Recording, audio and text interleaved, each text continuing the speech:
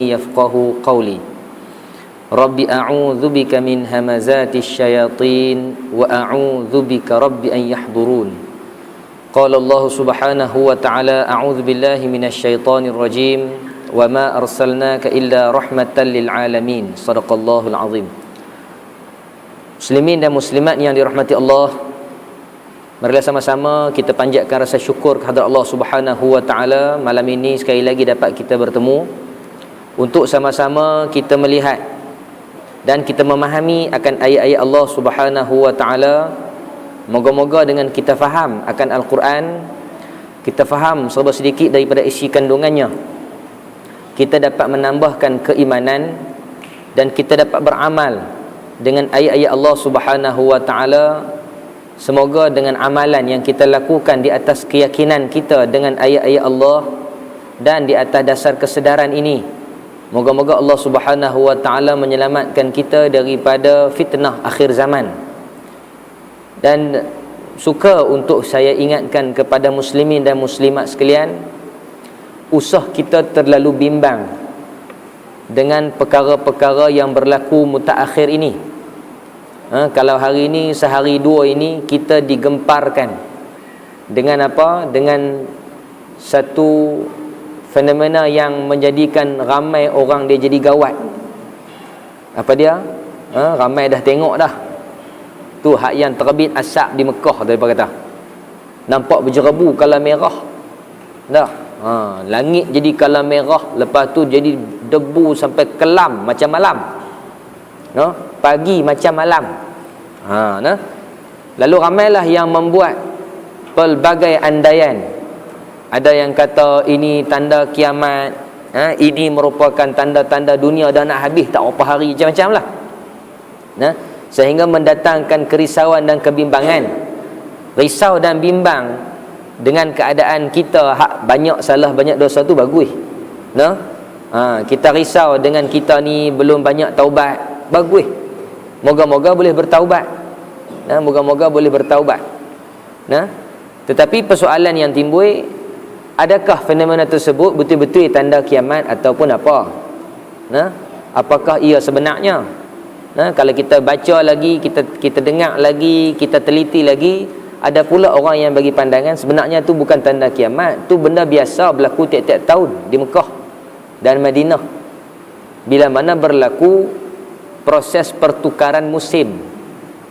Lepas ni Mekah dan Madinah akan masuk dalam musim sejuk. Tapi musim sejuk dia taklah sama macam kutub selatan. Tapi dia masuk daripada musim panas tukar ke musim sejuk, maka dia akan dingin sikit daripada biasa. Nak tukar musim ni bukan takat negara Mekah saja. Negara Mesir yang biasa saya dan kawan-kawan biasa duduk pun sama. Dia akan berlaku satu ribut pasiak. Ribut pasiak tu angin kencang, tiup gitu. Tak, masuk habis lah rumah kita ni. Tutup lagu mana pun dia boleh masuk. Kita sendai bawah pintu dengan kain pun boleh masuk.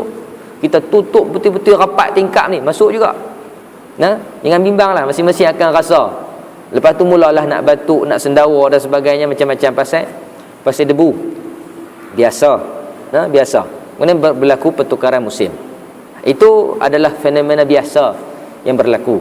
Jadi jangan rasa terlalu terkejut sampai mungkin kita mengakibatkan orang ini dia mengisbatkan keimanannya di atas asas yang tidak benar daripada agama. Itu kita bimbang.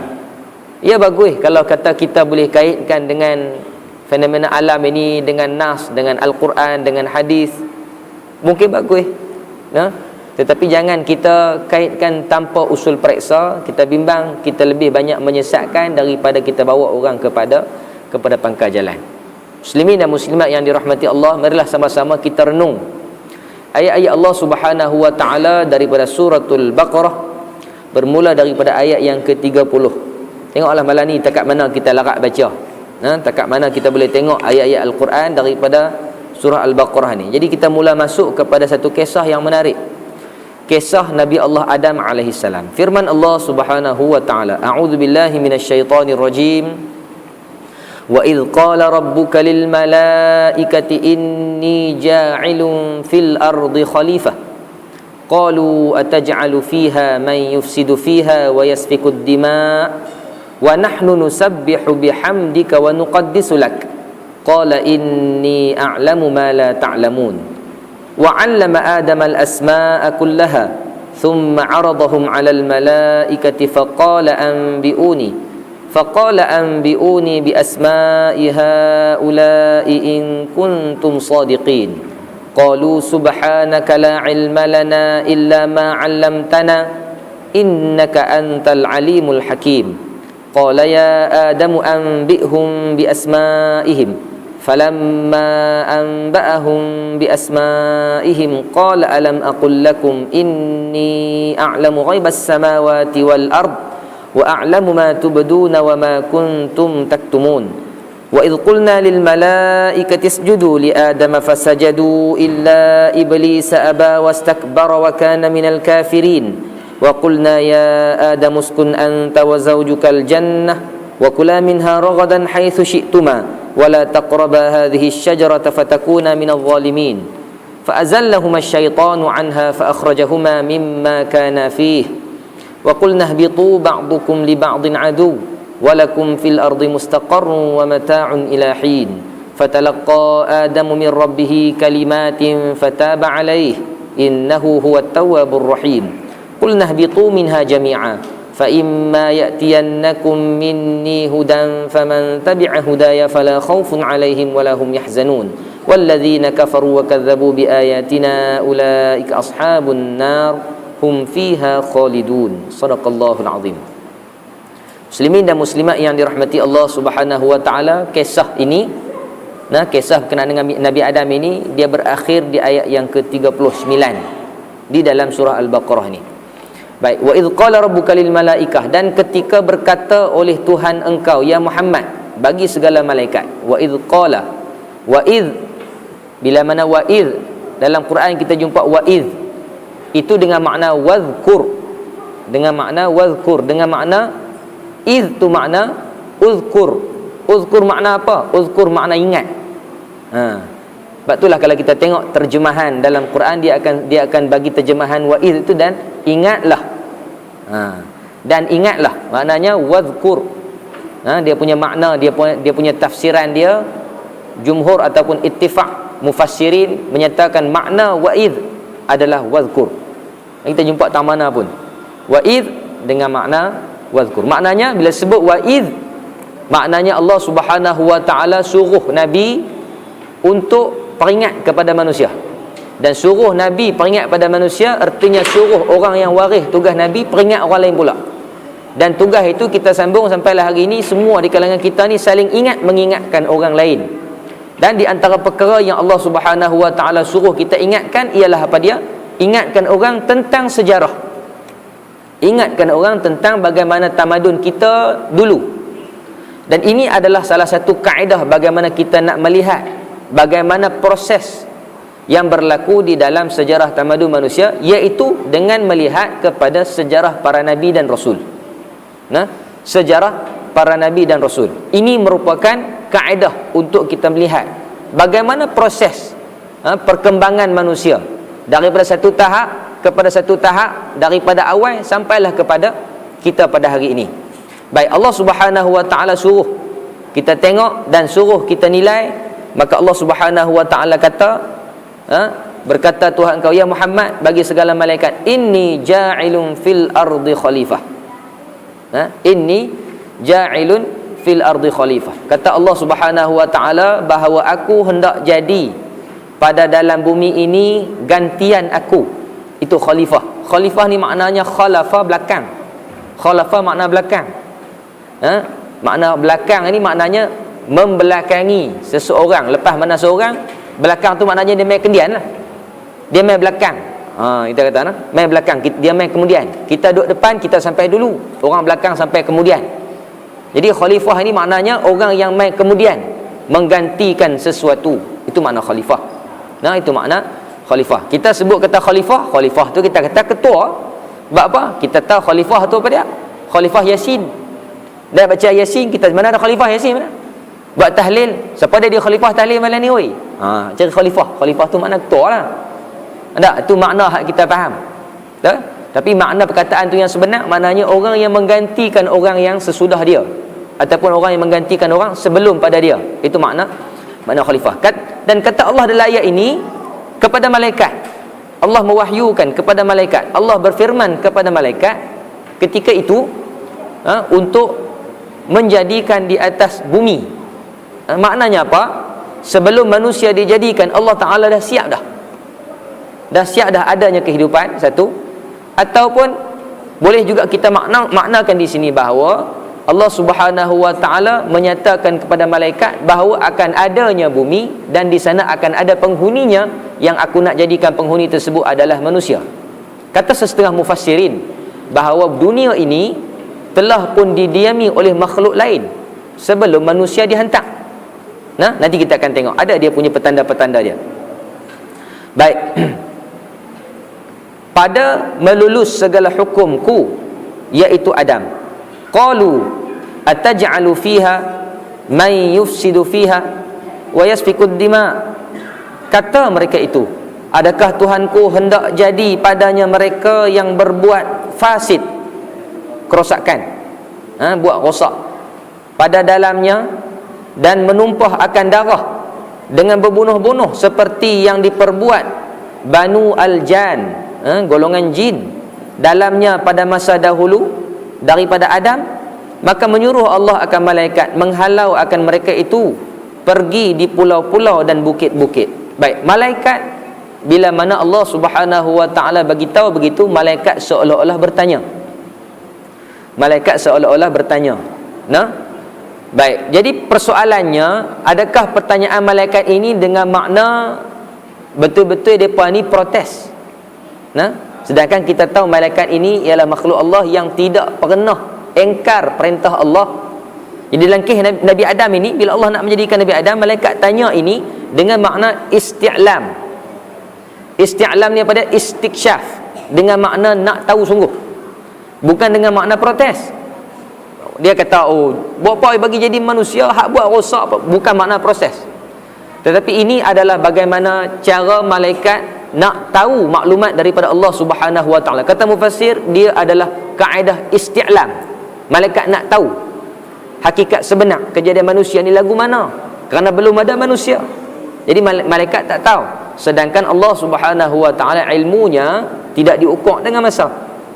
Malaikat nak tanya, malaikat nak tanya kepada Allah Subhanahu wa Ta'ala. Jadi ayat ini bukan dengan makna malaikat itu membantah perintah Allah Subhanahu wa Ta'ala. Ini jadi isu juga. Jadi isu, kerana orang tengok dalam ayat ni, malaikat pun dia protes. Malaikat pun ada yang derhaka kepada Allah. Maka ayat Quran dia kata tak betul. La ya'sunallaha ma amarahum wa yaf'aluna ma yu'marun. Dia kata kalau macam tu, ayat tersebut malaikat ni dia tidak pernah buat maksiat dan dia buat aja perintah Allah. Tapi ni dalam ayat ni malaikat protes. Dia buat gitu. Dia nak timbulkan keraguan bahawa dalam Quran ni ada benda yang tak kena. Jawapannya ialah malaikat bukan tanya untuk protes, tetapi tanya memang sungguh-sungguh tak tahu, nak tahu maklumat bagaimanakah keadaan yang namanya Adam dan juga anak cucunya nanti. Baik, tuan-tuan, dalam ayat ini Allah Subhanahu wa Ta'ala sebut bahawa manusia ni dia jadi khalifah. Khalifah hak yang memang kita pun tahulah, khalifah dengan makna yang cukup luas lah. Maka kejadian-kejadian manusia ini yang melalui prosesnya yang diceritakan begitu istimewa lah. Ceritanya manusia ini jadi dalam keadaan yang istimewa. Maka manusia merupakan makhluk Allah yang cukup hebat. Dan kita dapat lihat daripada beberapa faktor membuktikan manusia ni makhluk Allah yang hebat. Kita tahu ayat Allah dalam surah At-Tin, laqad khalaqnal insana fi ahsani taqwim. Kami jadikan manusia sebaik-baik kejadian. Baik, daripada sudut mana? Daripada sudut mana kita tengok kelebihan makhluk yang namanya manusia ini? Satu, dari sudut mana? Jasmani. Dari sudut jasmani, fizikal. Fizikal kita yang Allah Ta'ala susun dalam keadaan begitu istimewa.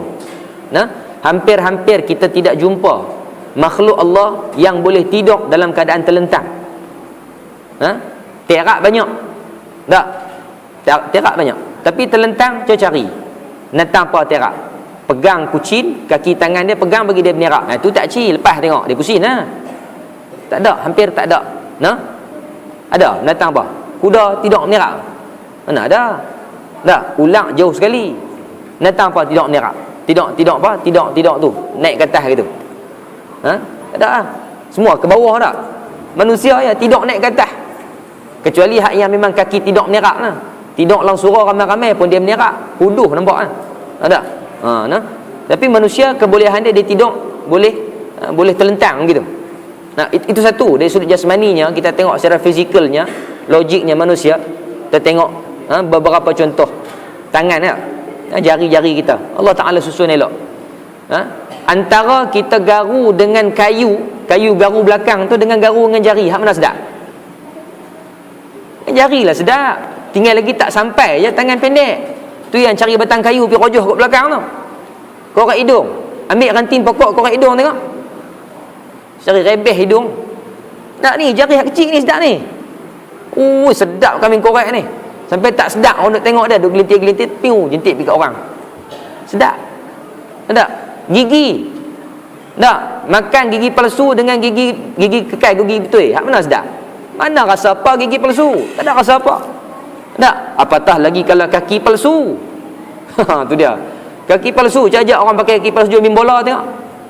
Dia ambil kaki tu dia lempak kita. Tak sedap. Tak? Allah Ta'ala menjadikan kita ini makhluk yang istimewa dari sudut mana? Yang pertamanya dari sudut jasmani, fizikal kita. Yang keduanya dari sudut rohani.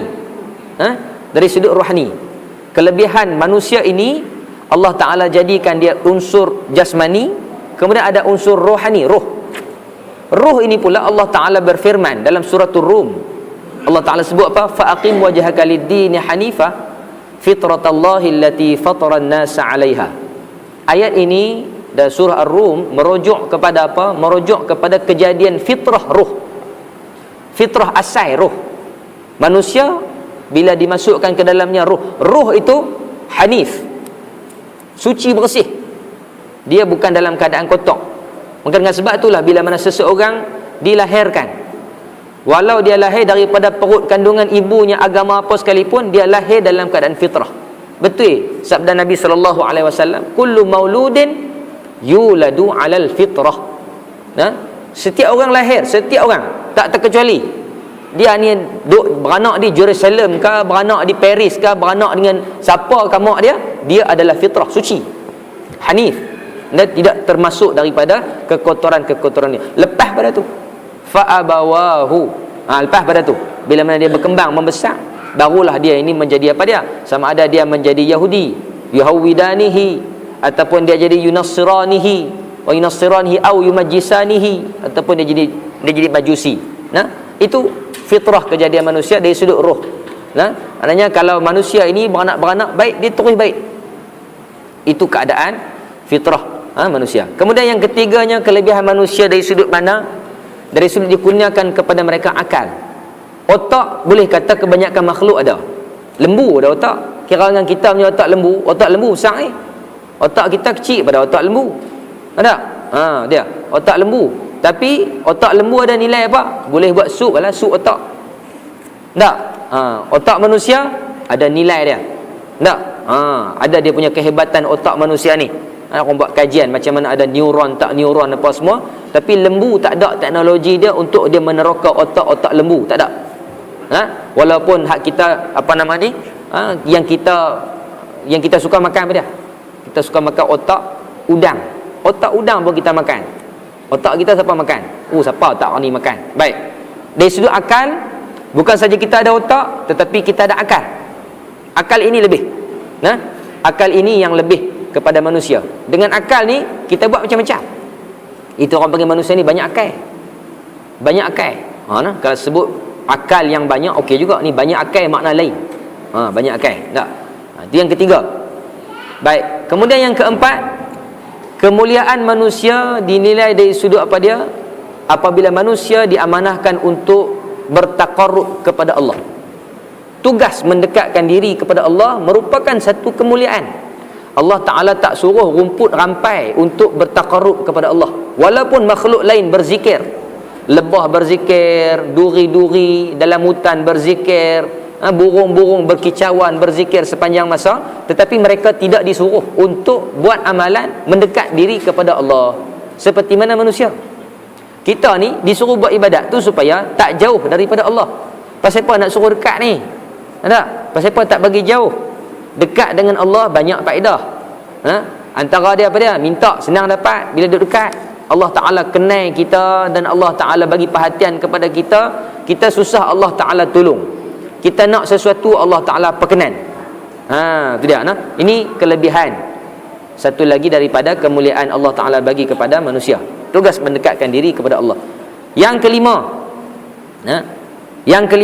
kemuliaan manusia ini dilihat daripada apa? Allah Ta'ala bagi kepada mereka amanah untuk mentadbir dan mengurus manusia. Ni ayat yang kita baca tadi ni, khalifah tadi ni, dengan makna yang kita boleh faham, manusia disuruh untuk mengurus alam, mentadbir alam, memakmurkan alam, mengimarahkan alam ini. Buat macam-macam usaha untuk kita jadikan alam ini makmur. Tak? Ini yang nak buat rumah rata-rata ceruk ni pasal apa? Nak bagi makmur lah, nak bagi jadi elok. Kita buat majlis gotong royong, membersihkan taman perumahan. Pasal apa? Nak bagi makmur elok daripada penyakit. Aedes duk serang rata-rata, kita panggil orang sembok, kita pun cuci longkang depan belakang rumah kita. Nak buat benda tu, dia kena ada urusan pentadbiran dia, pengurusan dan pentadbiran. Dan disuruh manusia ini untuk memilih dia punya pemimpin dia untuk mentadbir. Walaupun makhluk-makhluk lain, rimau ke singa ke, ada dia punya ketua-ketua dia. Rimau dalam hutan, dalam satu-satu komuniti dia ada dia punya apa? Dia punya chief. Beruk pun ada. Ketua sang beruk dalam pokok-pokok mana ada ketua-ketua beruk ni. Tu dia. Dia ada. Orang buat kajian harimau ni nak mengganti dia punya ketua dengan ketua baru. Dia bukan buat pilihan raya. Dia kena buat pertarungan. Mai harimau baru, dia nak cuba untuk jadi ketua dalam tempat tu, dia kena bunuh ataupun dia kena tewaskan harimau hak lama ni. Dia kena lawan sampai hak yang ketua asal itu dia mengalah dan dia lari daripada tempat tu. Okey, dia ambil alih jadi ketua. Itu undang-undang rimba nama dia. Undang-undang rimba. Kalau orang buat perangai gitu, tak masuk dalam taman kita duk buat cekap tak ketahuan, lepas tu duk kepak orang tu, duk kepak orang ni, perangai lebih kurang beruk. Tak? Lebih kurang rimau beruk 3 suku. Jadi manusia diamanahkan untuk mentadbir dan mengurus. Ini merupakan satu kemuliaan. Kemuliaan. Dan kita ada sistem di dalam pentadbiran Islam. Sistem pentadbiran dalam Islam, sistem pengurusan dalam Islam. Ada benda tu semua.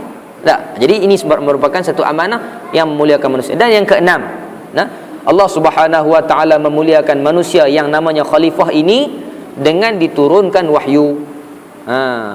Dibekalkan kepada kita panduan untuk kita mengimarahkan alam ini. Maknanya Allah Ta'ala tak biar kita buat ikut suka kita. Tak boleh buat ikut pandai kita sendiri tak. Kena ikut panduan yang diberikan oleh Allah Subhanahu wa taala. Atas sebab itulah juga kemuliaan-kemuliaan ini bukan dapat free. Kemuliaan yang Allah Ta'ala kurniakan ini menjanjikan pula kepada kita beberapa jenis ujian.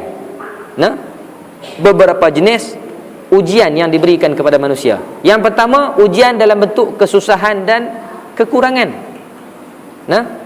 Kita diberikan amanah-amanah ini, dimuliakan kita dengan benda-benda macam ni, tetapi hakikatnya kita akan berdepan dengan kekurangan. Kita serba tak cukup. Tak? Serba tak cukup. Tak cukup makan, tak cukup benda, tak cukup reta dan sebagainya. Wala nabluwannakum bi syai'in minal khaufi wal ju' wa naqsim minal amwali wal anfusi wath thamarat. Allah Ta'ala bagi tahu kepada kita bagaimana Allah menguji kita dengan kurang macam-macam. Daripada tumbuh-tumbuhan, daripada sumber bumi, daripada sumber alam, daripada sumber sekeliling kita, daripada sumber jiwa kita sendiri kurang. Kurang serba-serbi. Itu satu ujian. Yang kedua, Allah Ta'ala uji pula kita dengan kesenangan dan segala kecukupan. Itu satu bentuk ujian pula. Khalifah ni dia berdepan dengan benda ni. Manusia yang nama khalifah ni dia berdepan pula dengan ujian kesenangan. Yang Nabi pernah satu ketika bila dia tengok sahabatnya yang bernama Mus'ab bin Umair. sahabat Nabi yang pertama dihantar menjadi duta ke Madinah sebelum Nabi hijrah. Nah, Nabi tengok satu hari Mus'ab pakaiannya compang-camping bertampung-tampung. Nabi tengok Mus'ab, Nabi sedih.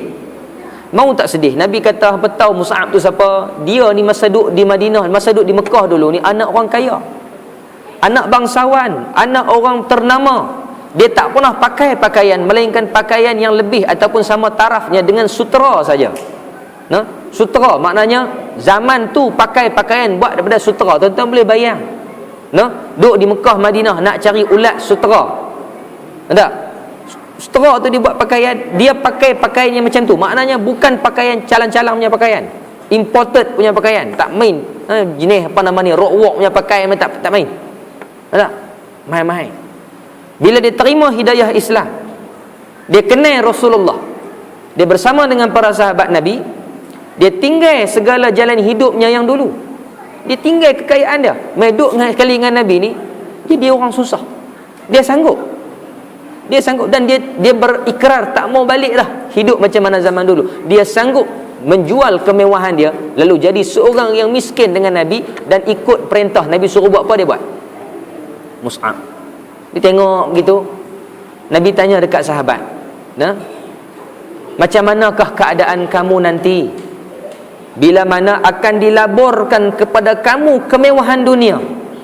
Nabi tengok Mus'ab, Nabi tanya sahabat, hampa nanti kalau kaya ni aku tak tahulah nak jadi lagu mana. Bahasa kita, tak tahulah hampa ni nak jadi lagu mana. Ingat ke tak ingat ke? Oh, sahabat kata, kalau kami masa tu semua ada, kami duk gaduh apa? Kami buat ibadat je lah, wahai Rasulullah. Itulah keadaan kami waktu tu. Sahabat kata begitu. Duk kalut cari makan pun tak payah dah. Pasal apa? Semua dah ada. Kita pulun duk masjid lah, kita duk surau pagi, petang, siang, malam. Macam tu kita duk buat lah ni, betul tak? Kita kan pergi mana? Pas subuh duk masjid, duk surau. Pas lohok duk baca Quran pula 3-4 juih. Tak, pas mengarik pun duk masjid surau ngaji lagi apa semua. Lepas isyak sat lagi kita duk sat, kita tidur sat, kita mangkit tahajud pula. Gitu lah. Macam tu lah kita. Rasa-rasanya tuan-tuan hak buat lagu tu ni orang-orang tok wali lah kot. Kita ni pada wali hakra' kot kita ni. Tak? Kira apa? 24 jam kira tengok TV, tengok Astro, tengok handset, tengok apa lagi. Hak tu kita nak buat pasal kekayaan dilaburkan kepada kita. Nabi kata, hampa punya keadaan sekarang, sahabat Nabi tu, lebih baik daripada keadaan waktu tu.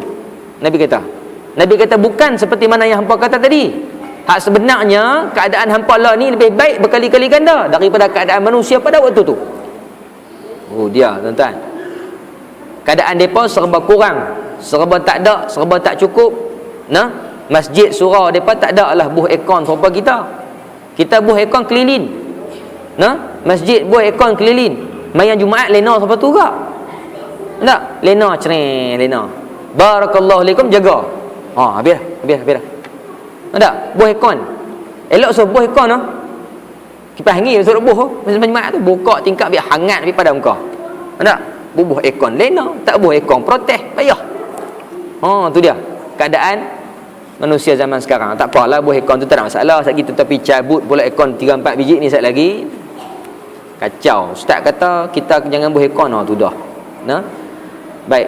Tak apalah, cuma peringatan Nabi tu apa dia? Peringat. Bila mana senang, sepatutnya kita kena banyakkan lagi ibadat. Patutnya bila mana kita dah ada kecukupan, kita dah ada serba sedikit pendapatan kita lebihkan masa dengan agama.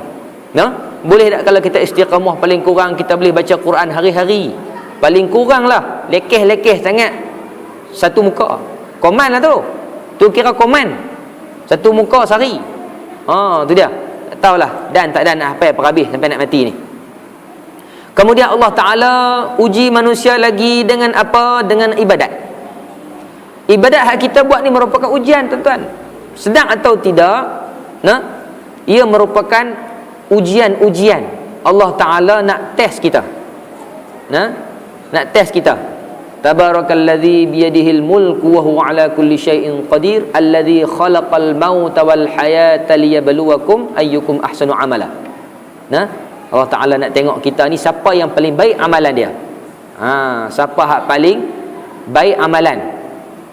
Bukan untuk orang lain, untuk orang itu sendiri. Maknanya hidup dan mati Di atas kehidupan ini Allah test siapa yang paling banyak amal soleh. Siapa paling banyak amal soleh, dialah yang paling baik. Jadi ibadat merupakan satu ujian juga. Kemudian yang keempat, tugas khalifah itu sendiri merupakan ujian. Sehingga kata Abu A'la Al-Maududi, Abu A'la Al-Maududi menyatakan bahawa manusia kena ingat, sebagai khalifah ini manusia bukan mentadbir benda yang dimiliki oleh diri dia sendiri. Kita mentadbir keluarga kita, kita mentadbir sekolah kita, kita tadbir pejabat kita, kita tadbir kampung kita, kita tadbir apa sahaja. Kita bukan hakikatnya mentadbir milik kita. Itu kata Abu A'la. Jangan duk perasan kata ini adalah milik kita.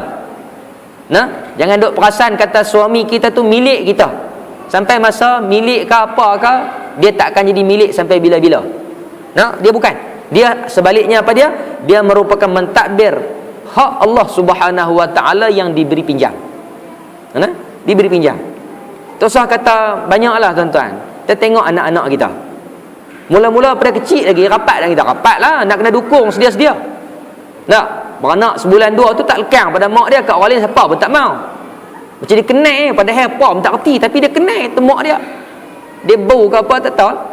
Besar sikit dah umur 7-8 tahun lalu ni pun serupa kat kalih lejuh kan.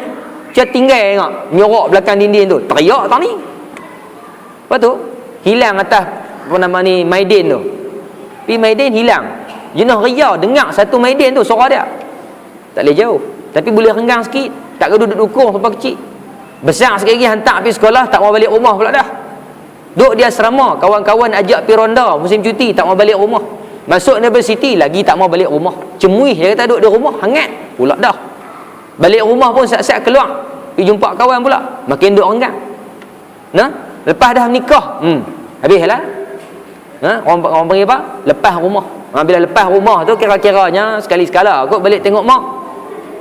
Kalau dekat mujur, kalau jauh duduk Seremban ke apa kan, Tekoh cuti baru boleh balik. Kalau tidak, tinggallah mak ayah tu seorang-seorang. Makin jauh, makin dah jauh. Sampailah kepada satu tahap kita direnggangkan terus dengan anak kita. Dengan kita ni dipanggil balik oleh Allah Subhanahu wa taala. Pisah terus, berpisah terus. Jadi bukan milik kekal. Malah itu yang di sebelah menyebelah kita, yang bertempel, yang melekat di badan pun tidak kekal dengan kita. Cuba tengok tuan, balik tengok orang perempuan kita, balik tengok isteri, tengok umur dia berapa dah. Tak? Nikah umur berapa tahun dah? Nikah katalah 10 tahun. Ada 10 tahun nikah. Sampai lebih 10 tahun. Cuba balik buka balik album, tengok gambar 10 tahun dulu. Comel ke tak? Comel lah bini kita umur 10 tahun dulu. Tambah lagi kalau ada gambar dia sebelum nikah. Gambar dia masa nak darah. Bergetah tak kira. Saya lah ni balik tengok gambar tu, tengok muka dia. Allah. Siapa buat amrah? Tu dia. Berubah dah. Hak orang perempuan pun serupa lah. Tengok suami ni. Dulu slim menyelim, bukan main. Lah ni boleh buat apa? Boleh buat punch bag. Dia anak main tumbuk perut tu, bumbang, tumbuk perut pak dia. Tu dia. Kulit buncit dah Pak Long tu. Pasal apa? Makan tak jaga, kira makan kedarah aja, sokan tak langsung. Tu dia. Jadi itu bukan milik.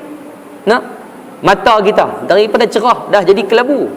Bukan milik sampai masa Allah Taala tarik satu. Ini kata Abu A'la Al-Maududi, kita bukan mentadbir sesuatu yang kita milik, tetapi kita mentadbir sesuatu yang kita pinjam daripada Allah Subhanahu wa taala. Maka kata Abu A'la, tidak boleh seseorang itu dia mentadbir sesuatu pinjaman itu dengan cara melampaui batas. Tak boleh. Dia duk berasa dia nak uruskan benda tu ikut kepala otak dia sendiri. Tak kena. Dia berasa boleh kot kita buang ayat Quran ni, kita tinggal ayat ni, kita boleh kot kita ubahlah sikit. Daripada hukum tak boleh orang perempuan pakai baju orang jantan, kita bagi boleh. Orang perempuan boleh tukar jantina. Daripada apa nama ni, ada burung puyuh, pi kerat buang, bagi tak ada buang. Tu dia. Boleh kot, tak ada masalah. hukum nikah jantan sama jantan, kita kira boleh lah pasal nak up to date. Tu dia. Tukar. Dia mentadbir ikut apa tu? Dia ikut akal dia. Ikut akal dia. Dia tidak berdasarkan kepada apa yang disebut oleh Abu A'la lepas tu apa dia? Mestilah melaksanakan ikut kehendak Allah. Oleh kerana kita takbir ni pinjam, dan pinjam ni tak sampai selama-lamanya, maka kena takbir mengikut apa yang dikehendaki oleh tuan punya yang bagi pinjam. Dan benda tu terdapat di dalam panduan wahyu. Tu kita nak cerita bab khalifah, tuan-tuan. Nak cerita bab khalifah, panjang cerita dia tentang khalifah. Ni belum lagi kita nak cerita tentang kisah Nabi Adam secara lanjut ni. Saya cadang malam ni saya nak cerita ada berkenaan dengan kisah Nabi Adam ini. Dia ada cerita nanti kita akan cerita. Aku tak dan. Kemudian firman Allah Subhanahu wa taala, wa nahnu nusabbihu bihamdika wa nuqaddisu lak, dan kami mengucap tasbih dengan memuji engkau, dan kami mengucap takdis bagi engkau, maka kamilah mustahak, yang lebih mustahak, yang lebih berhak jadi khalifah tiada Adam. Malaikat kata kamilah yang lebih sesuai. Sebab kami tak buat rosak. Artinya malaikat dah tahu alam ciptaan Allah ni alam yang istimewa. Alam yang hebat. Alam yang hebat. Malaikat kata tak, kamilah. Kami buat baik je. Kami tak buat benda tak elok. Manusia tahu dah perangai dia apa, buat tak elok. Tu tak jadi ke manusia tu? Malaikat bagi tahu kepada Allah Subhanahu wa taala pasal apa?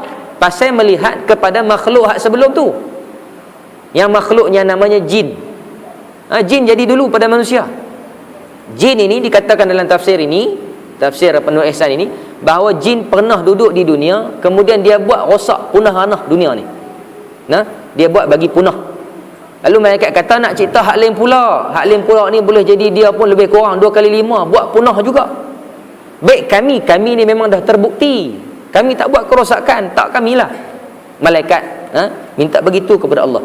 Maka kata Allah, qala inni a'lamu ma la ta'lamun. Firman Allah Ta'ala bahawa aku itu aku ketahui barang yang tiada kamu ketahui daripada maslahah istikhlaf Adam, dan ada yang taat dan yang asi, baik dan jahat. Maka ketika itu zahir keadilanku pada mereka itu, maka menjadi Allah Ta'ala akan Adam daripada adimul ard, tanah, segala pihak bumi, dengan genggam ia daripadanya segenggam daripada segala warna bumi, dan dibancuh dengan segala bagi air yang bersalah-salahan warna dan bau, dan diperbuat lembaga Adam, dan diguling hadapan syurga 40 tahun.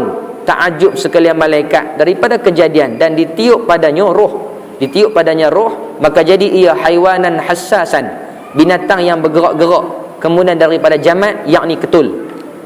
Allah Ta'ala menjadikan manusia, kemudian manusia ni duduk dalam keadaan kerah gitu, tak bergerak, duduk kerah gitu. Malaikat duduk tengok, duduk menonton tengok Adam lah, makhluk Allah yang namanya Adam tadi, tengok kerah gitu. Maka lepas pada tu baru Allah Ta'ala meniupkan roh. Tak apalah, itu proses biasa kejadian manusia. Wa 'allama Adam al-asma'a kullaha, dan mengajak ia akan Adam itu segala nama sekalian yang mempunyai nama, hingga periuk besar dan kecil, dan pisau besar dan kecil, dan macam-macam lagi lah. Allah Ta'ala ajak kepada Nabi Allah Adam AS ini nama-nama. Allah Ta'ala mengajarkan kepada Adam. Artinya Nabi Adam AS, bapa kepada seluruh manusia, berguru dengan Allah Subhanahu wa Ta'ala. Dia tahu maklumat tentang apa yang ada di bumi. Thumma 'aradahum 'alal malaikah, kemudian ditunjukkan sekalian nama-nama itu atas segala malaikat, kerana mengkejikan mereka itu, sebab menggalang mereka itu kehendak Allah. Faqala anbi'uni bi asma'i haula, maka firmannya, khabar oleh kamu akan daku dengan sekalian nama-nama mereka itu yang mempunyai nama. In kuntum sadiqin, jika ada kamu itu benar sekalian pada kata kamu, tiada makhluk Allah terlebih alim daripada kamu, dan kamulah mustahak jadi khalifah dalam bumi. Allah Ta'ala test, uji malaikat, tahu ke tidak nama-nama ini. Manusia tahu, Adam tahu. Maknanya apa? Di sini kita melihat kelebihan ilmu kelebihan ilmu berbanding amal. Allah bagi ilmu kepada Adam alaihissalam, dan Allah tanya pula kepada malaikat yang banyak amalnya, adakah mengetahui? Sedangkan Adam belum beramal, hanya berilmu, tahu maklumat yang ada di sekeliling dia. Maka ini menjadi satu kemuliaan kepada Adam. Maka Allah merendahkan malaikat kerana malaikat tidak ada ilmu seperti mana Adam alaihissalam ada ilmu. Itu tuan-tuan ayat ini, wa 'allama Adam al-asma'a kullaha thumma 'aradahum 'alal malaikati faqala anbi'uni bi asma'i haula'i in kuntum shadiqin. Qalu, kata mereka itu, subhanaka, maha suci engkau hai Tuhan kami daripada layak i'tirad atas engkau. Maknanya kami ni tak layak nak membantah. La ilma lana illa ma 'allamtana, tiada ilmu bagi kami melainkan barang yang engkau ajar akan kami. Innaka antal alimul hakim, bahawa engkaulah Tuhan yang amat ketahui lagi amat pandai.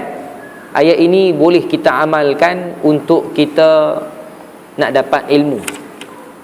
Kita lupa apa-apa, kita nak ingat sesuatu, kita boleh baca ini, wa 'allama Adam al-asma'a kullaha qalu subhanaka la ilma lana illa ma 'allamtana innaka antal alimul hakim.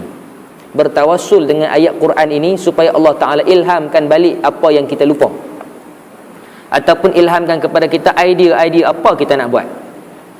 Kita nak buat satu keputusan buntu, boleh baca ayat ni, qalu subhanaka la ilma lana illa ma 'allamtana innaka antal alimul hakim.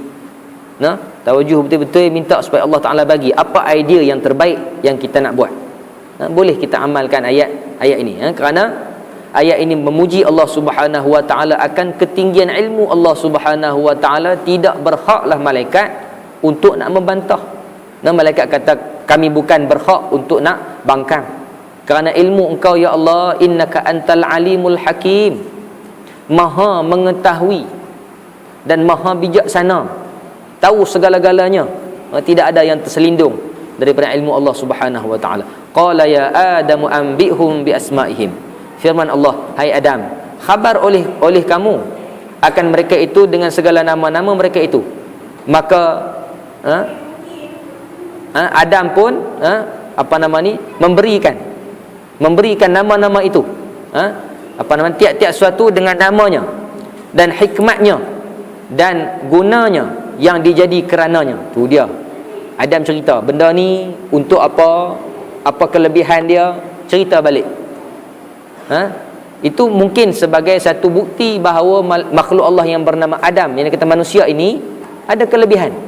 Allah nak tunjuk kepada malaikat bahawa manusia ini mempunyai kelebihan, bukan kepada malaikat sahaja, tetapi kepada makhluk-makhluk lain yang menderhaka kepada Allah Subhanahu wa Ta'ala nantinya. Falamma anba'ahum bi asma'ihim, maka tak kala mengkhabar ia akan mereka itu dengan segala nama mereka itu. Qala alam aqul lakum, firman Allah, tiadakah aku kata bagi kamu dahulu, inni a'lamu ghaibas samawati wal ard wa a'lamu ma tubduna wa ma kuntum taktumun, bahawa aku terlebih ketahui akan yang ghaib dalam 7 lapis langit dan bumi, wa a'lamu ma tubduna wa ma kuntum taktumun, dan aku terlebih ketahui barang yang kamu nyata dan barang yang kamu sembunyi. Daripada kamu kata terlebih mulia dan terlebih mustahak jadi khalifah daripada Adam. Itu kisah bagaimana berlaku, kita kata tasaul, saling tanya jawab di antara Allah Azza wa Jalla, malaikat, dan juga kes Nabi Adam alaihissalam. Baik, jadi orang akan keluar persoalan banyak tentang perkara ini, berkenaan dengan bagaimana Allah Ta'ala bercakap dengan Adam, bercakap dengan malaikat. Artinya seolah-olah kalam Allah itu terikat dengan masa, terikat dengan masa, bertempat. Ini masalah. Ini masalah. Kerana kita kena faham bahawa kisah-kisah didatangkan ini, kisah-kisah yang menunjukkan kepada asal usul, asal-asal kejadian manusia itu sendiri semasa bukan berada di alam dunia. Dan Allah Ta'ala mendatangkan kepada kita bagaimana Allah Ta'ala berdialog, seolah-olahnya berbincang dengan malaikat dan Nabi Adam sendiri, sebagai satu lagi kemuliaan kepada manusia. Tengoklah sebenarnya manusia ni asal-asal duduk di mana. Asal-asal manusia duduk di dekat dengan Allah Subhanahu wa taala. Asal-asal manusia dekat dengan Allah. Lalu manusia melarikan diri daripada Allah Subhanahu wa taala. Lalu apa berlaku? Wa idh qulna lil malaikati isjudu li Adam. Ini kisah yang famous. Selalu kita dengar bagaimana Allah Taala perintahkan malaikat untuk tunduk. Depa dah kalah. Bila dah kalah, kemudian malaikat diperintah untuk tunduk kepada Allah tunduk kepada Adam alaihi salam. Sujud oleh kamu bagi Adam. Tahiyat dengan tunduk kepala, tiada dengan sujud dahi. Ini kata mufassir. Ulama tafsir kata bukan dengan sujud. Maka tidak boleh makhluk untuk sujud kepada makhluk. Nabi kata kalaulah manusia ini boleh sujud kepada manusia, orang yang aku suruh sujud siapa? Perempuan. Sujud dekat siapa? Sujud kat suami. Nabi kata kalaulah boleh aku suruh manusia sujud kepada manusia, orang hak mula-mula aku suruh perempuan sujud pada suami dia. Tuan-tuan kena faham, hadis-hadis begini bukan menghina dan merendah-rendahkan orang perempuan. Ini ada sebut hadis-hadis yang menghina orang perempuan. Tak. Itu bukan satu penghinaan. Nabi nak sebut satu bagaimana status, bagaimana seorang perempuan ini begitu dia ni perlu kepada suami dia, begitu dia mengharap kepada suami dia, dan begitunya dia ni perlu untuk dia berjaya di dunia dan di akhirat daripada suami dia. Nabi nak habaq tu. Bukan nak habaq kata manusia perempuan ni kena sujud, kena tunduk, kena taat membabi buta kepada lelaki. Tak. Bukan begitu. Dan lelaki pun bukan kesemua suami dia aja. Bos tak payah. Nanti taat bos lebih daripada taat suami, payah juga. Bos suruh pergi pejabat ni takut ketak-ketak. Hak suami suruh mangkit pukul 3 pagi buat ayak Milo, tak payah esok lah. Tu dia. Tak ketak apa pun. Dia. Nampak tak? Jadi sebenarnya manusia, Allah Nabi kata apa? Perempuan sujud pada laki-laki. Baik, dalam ayat ini malaikat dia tunduk dalam dalam sujudnya itu sujud dalam keadaan tunduk hormat. Maka dengan sebab tu kalau kita nak tunduk kepada manusia, jangan tunduk sampai parah rokok. Haram hukum dia. Kita nak tunduk, kalau nak tunduk untuk cium tangan boleh. Sebab bukan tunduk hormat, tunduk nak cium tangan. Tapi tunduk tak cium tangan, salam dengan orang kita tunduk hormat tak kira sampai kepada tahap rokok, haram hukum dia. Walaupun dia tok guru besar tak mana sekalipun, kalau tunduk cium tangan tak apa. Tapi tunduk tak cium tangan ataupun nakai cium tangan sendiri, itu lagi nakai. Ada. Hak yang nombor 2, cium dengan dahi. Pun tak kena kak, cium dengan dahi. Tak boleh tu. Cium dengan dahi ni siapa dia? Cium dengan dahi ni satunya kita tengok filem apa? Godfather. Dia cium cincin tu. Dia. Lepas tu cium tangan sendiri tak kat dahi. Tak kat dahi, angkat tangan dia tu tak kat dahi. Itu salam orang Kristian dengan rahib dia. Dengan dia punya padri dia salam tak tu. Budak-budak kita tiru. Salam tak kat dahi, hantuk sakit kami tangan kita ni. Gunggang hantuk kat dahi dia. Dahi dah lah kerah. Tak boleh. Ajak anak-anak. Kalau nak salam dengan orang, cium betul-betul. Tak mau cium, tak usah duk cium terus. Salam aja. Tak ada masalah apa. Tapi salam, cium dengan dahi. Anak esok pergi sekolah tengok. Cium dengan dahi, tegak. Jangan duk biak. Lama-lama dia jadi biat. Baik perempuan, baik lelaki-lelaki. Tak boleh. Cium dengan mulut. Dan cium pula cium tangan orang hak dia salam, bukan cium tangan sendiri. Nakai. Tu dia. Jadi kalau tunduk, tak boleh tunduk sampai ke tahap rokok. Haram hukum dia. Fasajadu illa iblis aba wastakbara. Maka sujud mereka itu melainkan iblis. Bantah ia dan takabur ia dan kata ia, aku terlebih mulia daripada Adam. Iblis itu bapa jin, duduk antara malaikat. Dia iblis. Ada makhluk Allah nama iblis. Kita duk cari dalam tafsir-tafsir yang muktabar tentang nama Azazil. Hampir tidak ada dalam tafsir yang muktabar tentang Azazil. Maknanya dalam bab nama ini kita tak perlu untuk bincang ataupun kita detailkan sangat siapa nama dia. Orang suka tanya, ni cerita Nabi Adam. Ni Nabi Adam tinggi berapa banyak, berapa hasta, orang nak cerita. Tak, Nabi Adam tinggi apa tinggi sampai dengan awan tu. Dia tinggi apa itu tak apalah, biar api. Iblis pun sama juga. Nama dia seluruh iblis nama apa? Lah, awaknya kalau tak tahu nama dia tak boleh kah? Salah kah? Tak apa kalau tak tahu nama dia pun. Tak apa, Tapi ceritanya dalam Quran apa dia? Iblis ini tidak ikut perintah Allah untuk tunduk kepada Adam. Lalu dia kata apa? Aba wastakbara. Dia enggan dan takabur. aba wastakbara wa kana minal kafirin. Terus Allah Taala laknat dia, tergolong di kalangan makhluk Allah yang kafir. Awas. Istakbara. Istakbara maknanya angkuh, takabur. Takabur apa dia? Batarul haq wa ghamtun nas. Maknanya apa dia? Batarul haq, menolak hak betul, kebenaran daripada agama. Al-haqqu mir rabbika, kebenaran yang datangnya daripada Allah Azza wa Jalla, dia tolak hak tu. Tak, hukum kata tak boleh, dia tolak hukum hak tak boleh ni. Nak pakai juga hukum akal dia, kata boleh juga. Nak kena tafsirkan pula ayat Quran ikut peredaran zaman semasa. Nak kena betul, ayat Quran lama tak betul, hadis lama tak betul, kena betul ikut keadaan kita. Hak mana tak sesuai, buang, ambil hak yang sesuai saja. Kacau. Nampak? Jadi wastakbara, takabur dengan Allah Azza wa Jalla, maka dia jadi kafirin. Wa ghamtun nas, dan juga pelekeh manusia. Perendah-rendahkan manusia, pandang rendah kepada manusia, berasa dia kemas orang lain kemaka orang. Ini perangai-perangai iblis, perangai-perangai makhluk Allah yang dilaknat. Wa qulna ya Adam uskun anta wa zawjukal jannah. Lalu Allah Subhanahu wa taala perintahkan Adam dan isterinya tinggal dalam syurga. Ini pun kisah bagaimana Allah Taala menjadikan orang perempuan. Dijadikan perempuan daripada tulang rusuk betul. Yang tu memang ada nas. Tulang rusuk yang bengkok. Nabi suruh para lelaki nak perbetul perempuan, jangan kasak-kasak, jangan gopoh-gopoh, kerana mereka diperbuat daripada tulang rusuk yang bengkok. Nabi buat satu kinayah yang cukup cantik, tamsilan yang cukup cantik. Maknanya kena hati-hati dalam nak mendidik orang perempuan. Bukan boleh kalut-kalut. Mereka kan boleh. Ada. Kita suruh mereka siap nak pergi keluar pun, kita janji mereka tengah jam, jadi sejam. Pasal mereka memang jenis tak boleh kalut-kalut. Dia jenis slow-slow. Janji 45 minit, jadi sejam setengah. Passion tu dah. Memang passion tu, nampak aku mana? Ada. Jadi kena sabar. Lelaki ni sentiasa dah, masing-masing merasa lah.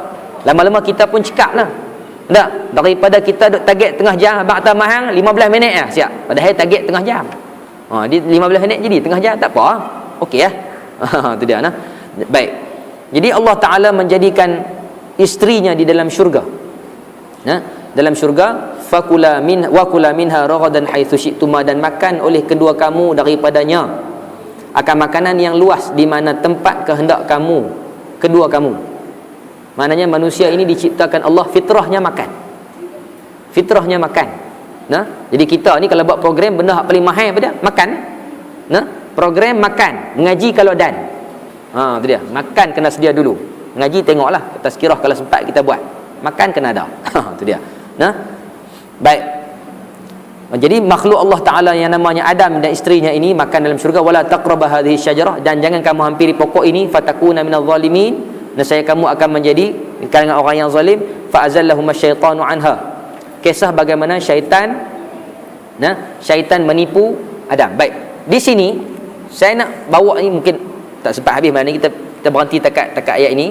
Kita akan sambung nanti, dan cuma saya nak cerita kisah-kisah yang mengarut daripada kisah Nabi Adam ini, yang namanya Israiliyat. Jadi tengok ini kongsi ni bukan nak suruh terima yang ni tuan-tuan. Yang ni cerita hak mengarut. Kalau orang cerita hak ni maknanya bohong. Israiliyat. Apa dia? Yang pertama, kisah bagaimana satu riwayat apabila Allah Subhanahu wa taala menempatkan Adam wa dzurriyyatuhu wa zaujatuhu. Maknanya wa dzurriyyatuhu wa zaujatuhu. Maknanya dalam riwayat ini, yang Israiliyat ini, cerita bagaimana Allah menempatkan Adam, isteri dan zuriatnya terus dalam syurga. Maknanya bukan dua orang, maknanya ada lagi anak-anak dah ada.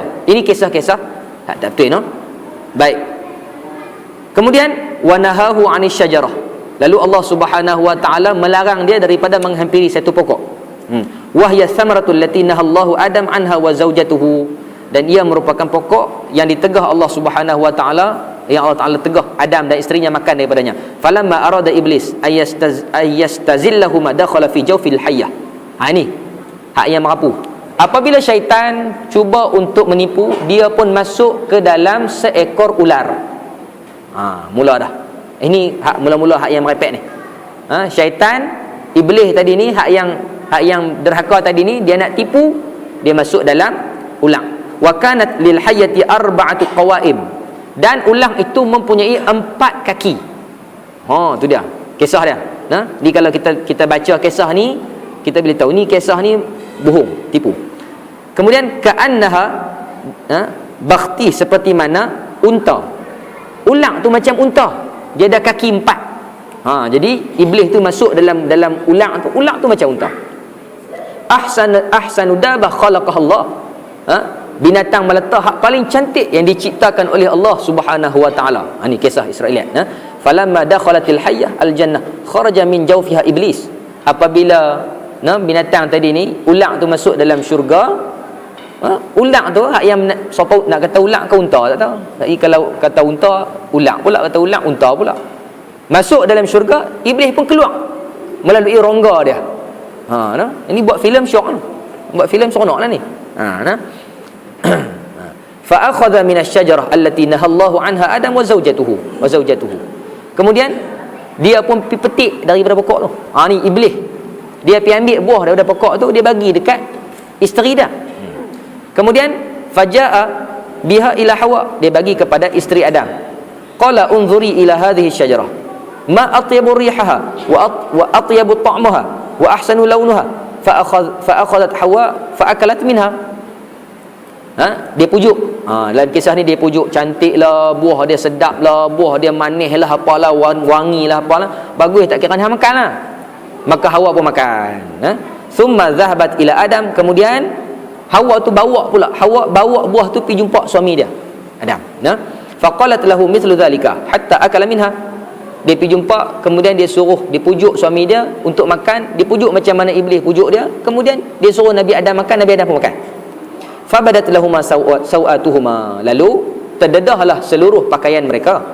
Fadakhala Adam fi jawfi syajarah, lalu ceritanya dalam kisah ini Adam menyorok masuk dalam pokok.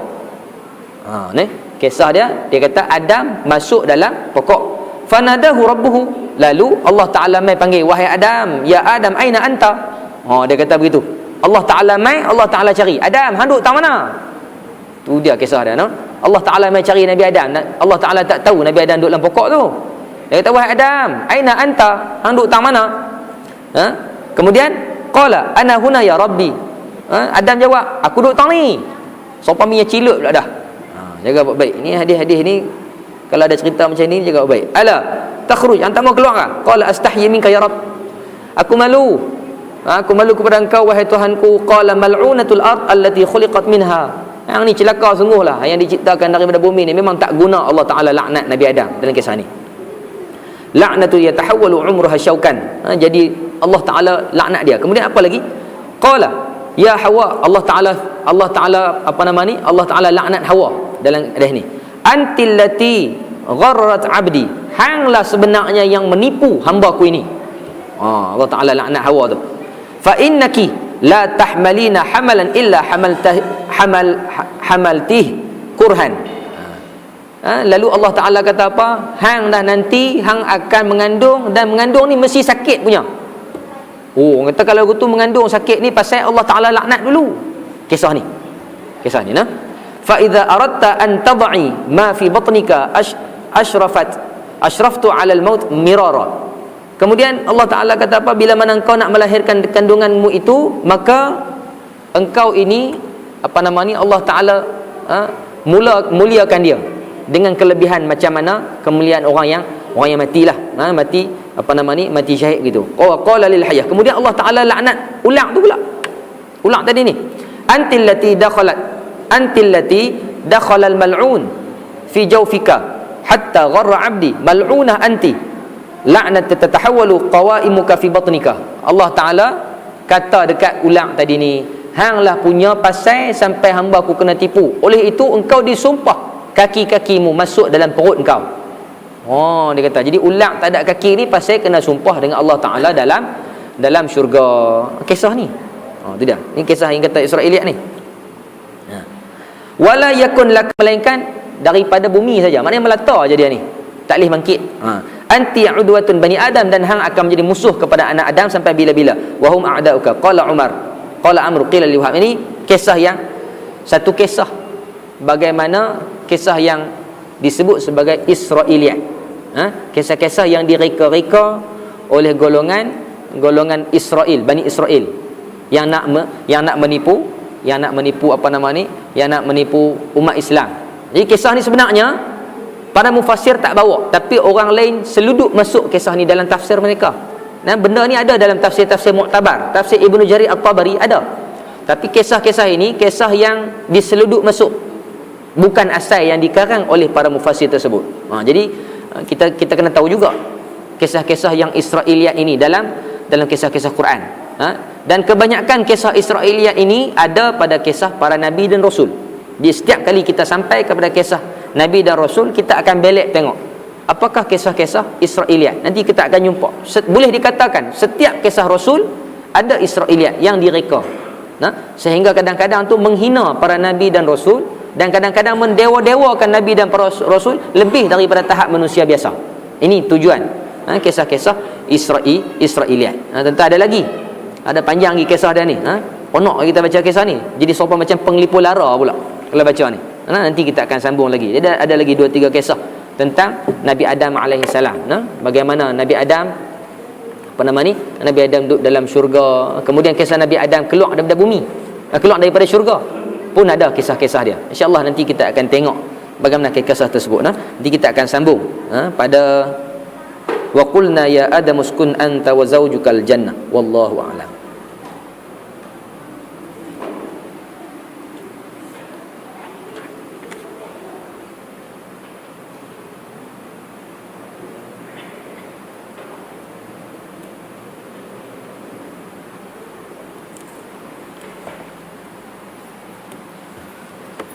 Subhanakallahumma bihamdika asyhadu an la ilaha illa anta astaghfiruka. Bismillah wal 'asr. Innal insana lafi khusr allazina wa tawassaw bil haqqi.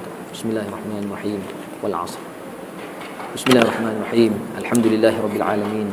Wassalatu wassalamu ala rasulil amin wa ala alihi washabbihi ajma'in. Allahumma arinal haqqa haqqan warzuqna ittiba'ah wa arinal batila batilan warzuqna ijtinabah. Allahumma faqihna fid din وعلم التأويل وهدنا صراطك المستقيم بخاتم المرسلين صلى الله على سيدنا محمد وعلى آله وصحبه أجمعين الحمد لله رب